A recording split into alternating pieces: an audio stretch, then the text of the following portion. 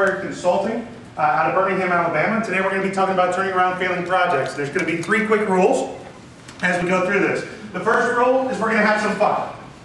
It's after lunch. All right. Let's have a little time. Thank you. Second is that hopefully you'll have some things that you can take with you and apply to your job tomorrow. I'm not talking theories here. I'm talking about real practical applications. Third thing, and this is the most important thing. If you have fun and you like it, I want you to look around, and anybody who's not in this room, you tell them they made the wrong decision by not coming here.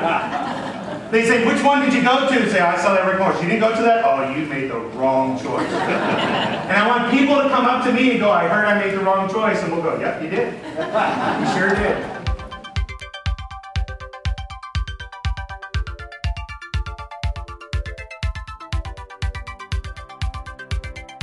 I'm Lissa from South Africa. It really was a great pleasure to listen to Rick's presentation. I found that the way he presented was very engaging. The whole audience was really intrigued. He has a wonderful sense of humour and a great way of actually portraying this information and knowledge to everyone. So the first thing we're going to talk about is the halo effect. What is that? Where's my PMPs? How many people are here solely for the PDUs? Rock on. PMPs. What is the halo effect? Oh, it's when you've done something. I love how they test the answer, right? You ask a question, somebody goes, and I'll go, what's that? I'll go, a little bit more confident. I'll be like, yeah, you're right. They're like, yeah, this. Anybody want to tell me what the halo effect is? There's something in it for you, I promise. Raise your hand. Sir, back there. Yeah, sugarcoating any type of outcomes or status reports. No. Close. More than glossy. Close. That's called not telling the truth. And we'll deal with that one, I promise. So when I ask that question, what does this mean? I'll point at you and that'll be the answer. Yes, here, right there. It's when somebody's done something well, so you assume they can do something else well. Exactly correct. So when you've done something really, really well, oh, you're a great manager or you're a great developer, so you'll be a great manager of developers. That is a work breakdown structure in a box right there. Thank you. Here we go. Let me explain it a different way of what the halo effect is. Everybody in the room, who is a practicing project manager, please raise your hand. How many people, keep it raised, I didn't say drop it. Don't do the turtle thing, we need to see this, I want you to look around. How many people came out of college wanting to be a project manager? Look at that! Halo effect! We were all good at something else. We did not come out to be project managers. And we are the Darwinian ones that have actually survived. Fly a fantasy, dream a dream, and what you see will be.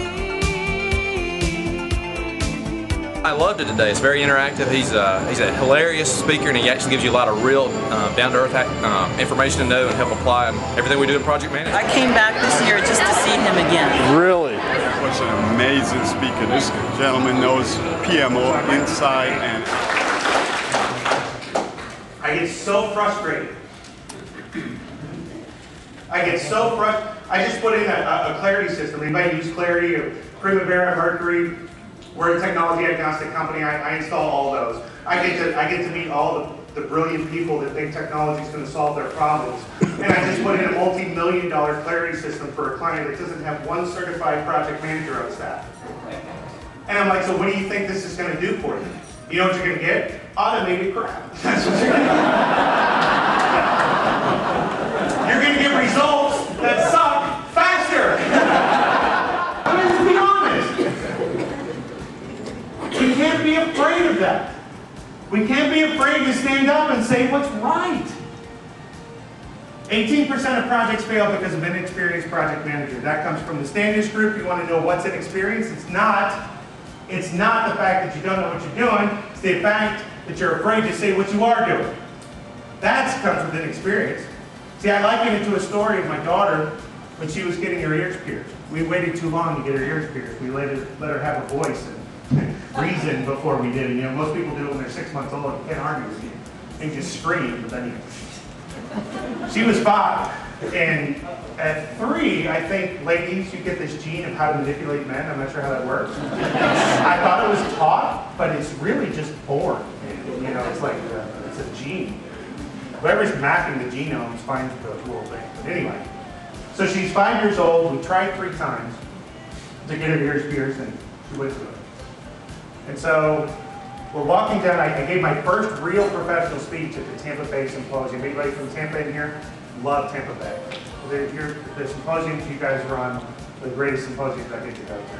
So my first professional speech, I have about 55, 60 people in the room, and it was just nuts. People were clapping, we were laughing, we were having a great time, jokes were flying out, everything was great, and I just said, you know what, I do have a voice. Something is going to work. I am going to do this for a living. So we're walking down this boardwalk, and I'm with my daughter, and I see this sign that says, free ear piercing. And I'm like, oh, this is it. I mean, this is a special event, we're going to remember it, it's perfect. So I said, baby, we're going to get your ears pierced. And so I was like, baby, I don't care. I've got resolve, right? So I'm going to go up and I put her up on the counter, and we're doing this. And this is where the little gene, flips. She just all of a sudden, tears shut off, daggers in the eye. She goes, Daddy, I told you I didn't want this. Why are you making it?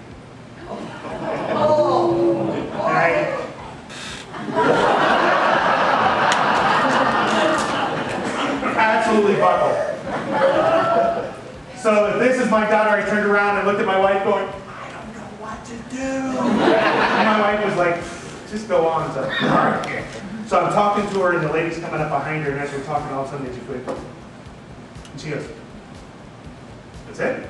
I said, that's it. We did the other one. I said, that's it. She starts looking, and she goes, is that a real diamond?